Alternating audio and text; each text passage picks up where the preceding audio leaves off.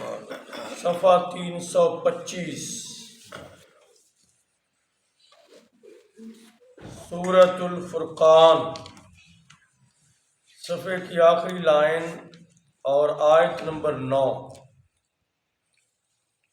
اعوذ باللہ السمیع العلیم من الشیطان الرجیم، بسم اللہ الرحمن الرحیم۔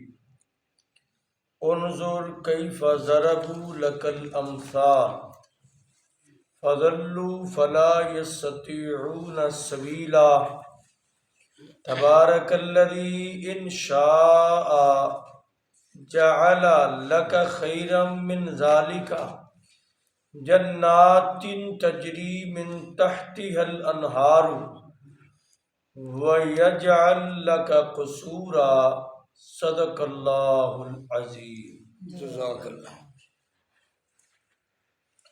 انظر کیف ضربوا لک الامثال، اے محمد صلی اللہ علیہ وسلم آپ غور کیجئے آپ کے متعلق کیسی کیسی یہ باتیں کر رہے ہیں۔ فضلوا تو یہ گمراہ ہو گئے، بہک گئے، فلا یستطیعون سبیلا اور یہ راہ راست پر آنے کی ہمت نہیں رکھتے۔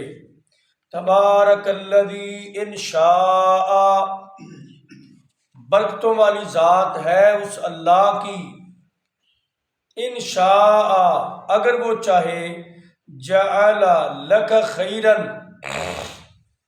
من ذالک تو اللہ بنا دے آپ کے لیے اس سے بہتر، جنات باغات ایسے، تجری من تحتها الانہار جن کے نیچے نہریں چلتی ہوں، وَيَجْعَلْ لَكَ قُصُورًا اور تیرے لیے ان سے بہتر محلات تیار کر دے۔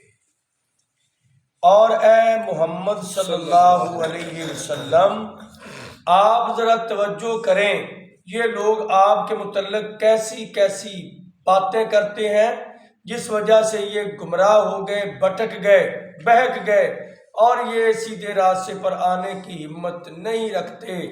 اور برکتوں والی ذات ہے اس اللہ کی، اگر وہ چاہے تو آپ کے لیے ان سے بہتر باغات تیار کر دے جن میں نہریں چلتی ہوں، اور آپ کے لیے ان سے بہتر محلات تیار کر دے۔ مشرکین کا جو اعتراض تھا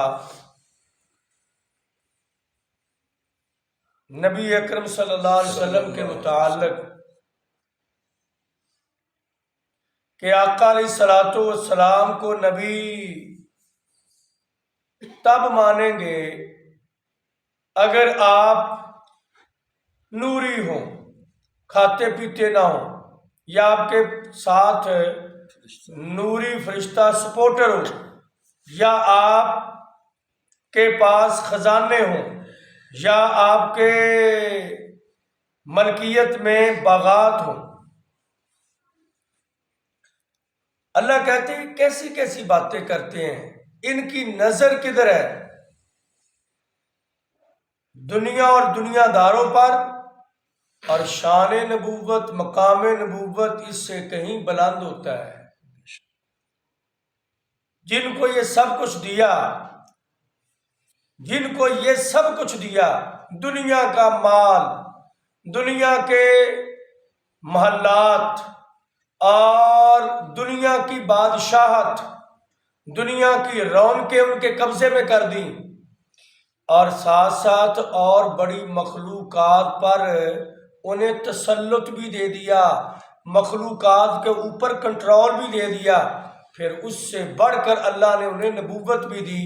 جناب داؤد علیہ السلام، سیدنا سلیمان علیہ السلام، جن کو اللہ نے بادشاہت بھی دی، پیسہ بھی دیا، دولت بھی دی، اور بہت ساری مخلوقات کے اوپر کنٹرول بھی دیا، اس کے باوجود وہ سارے نبی مل کر محمد پاک کا مقابلہ نہیں کر سکتے۔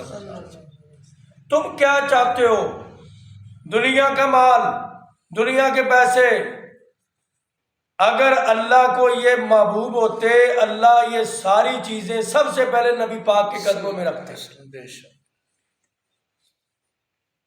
اور یہ نبی پاک کے متعلق ایسی ایسی باتیں کبھی کہتے ہیں نعوذ باللہ یہ ساحر ہے، کبھی کہتے ہیں یہ جادوگر ہے، کبھی کہتے ہیں ان کے اوپر جادو ہوا ہے، کبھی کہتے ہیں کہ یہ دیوانہ ہے، کبھی کہتے ہیں یہ مجنون ہے، کبھی کہتے ہیں یہ شاعر ہے۔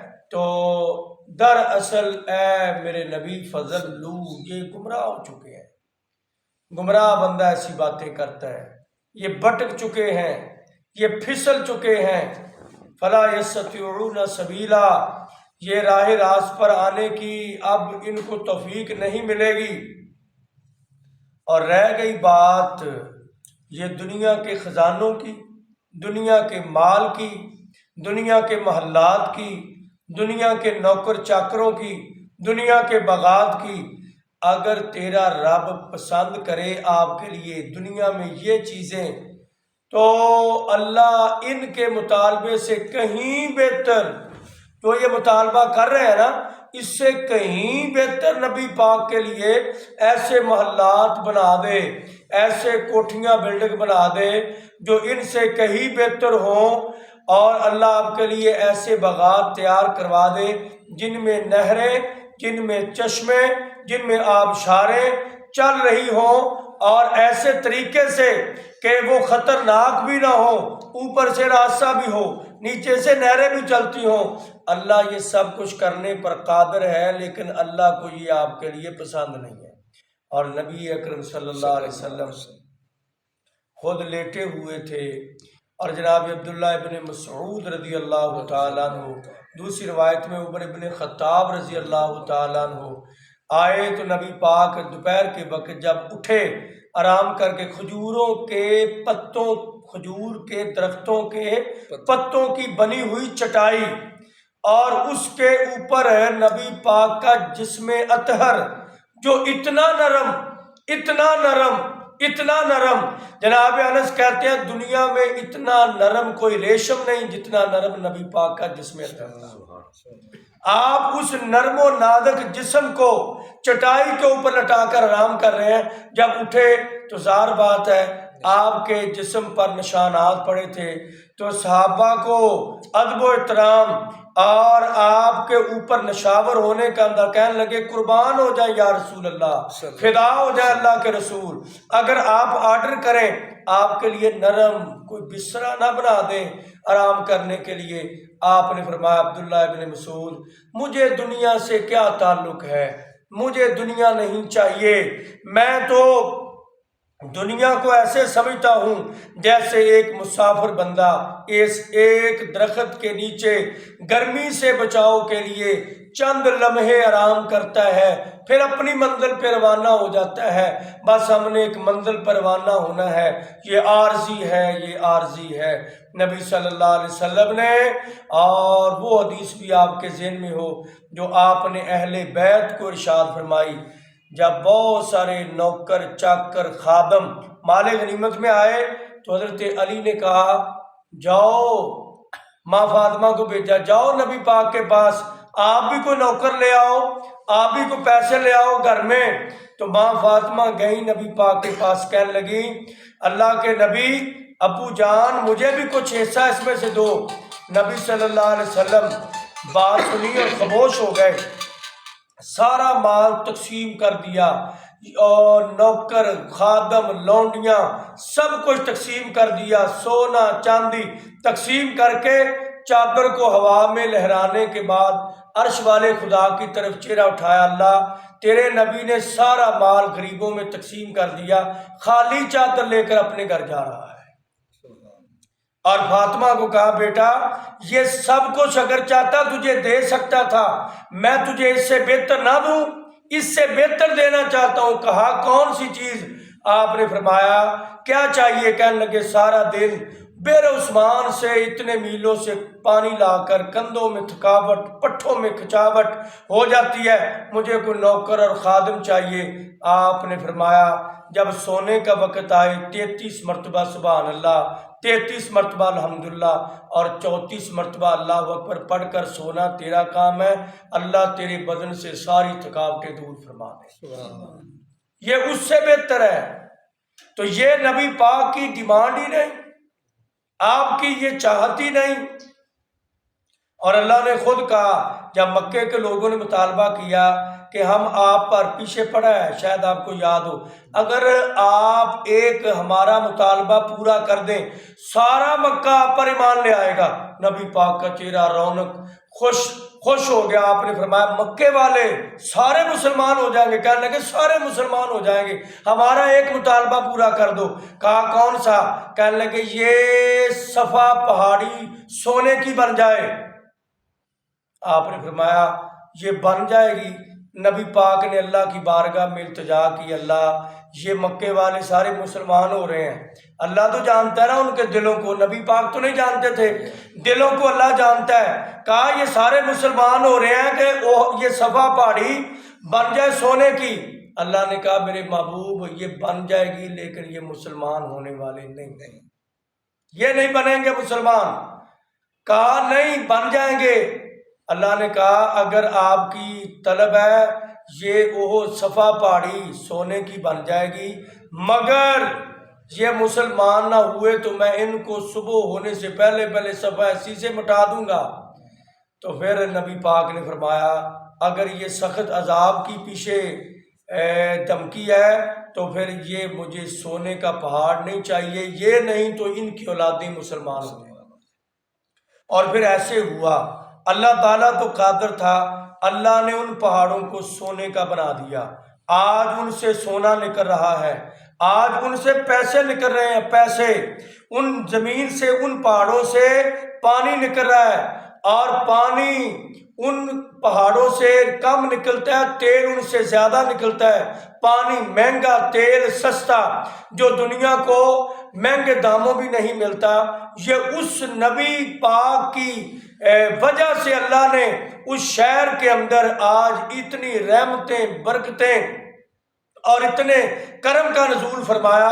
لوگ پہاڑ پتھروں کے دیکھتے ہیں، نیچے سے سونا نکلتا ہے، اوپر سے پہاڑ پتھروں کا، نیچے سے پٹرول نکلتا ہے۔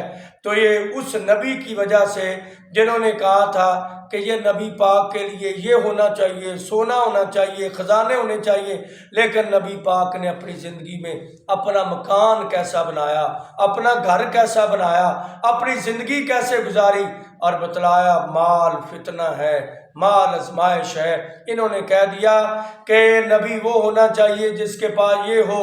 اللہ نے کہا اے میرے محبوب پیغمبر تبارک الذی، ساری برکتیں تیرے رب کے ہاتھوں میں ہیں، اگر تیرا رب چاہے ان سے بہتر محال تیرے لیے تیار کر دے، تیرا رب چاہے تیرے لیے بہترین باغات بنا دے، تیرا رب چاہے سارے خزانوں کا مالک تجھے بنا سکتا ہے، لیکن میں بھی نہیں چاہتا، تیری ساری توجہ اپنی آخرت کی طرف ہونی چاہیے۔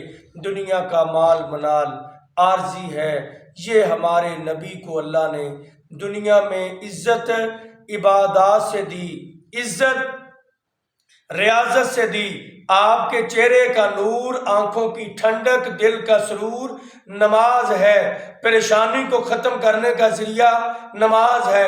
عبادات کے ذریعے ساری چیزیں اللہ تعالیٰ نے پھر اتنا مقام دیا کہ آسمانوں کی بلندیوں کے اوپر بھی اللہ لے گئے، عرش معلیٰ کے پاس لے گئے، جہاں اللہ نے معراج کروا دی۔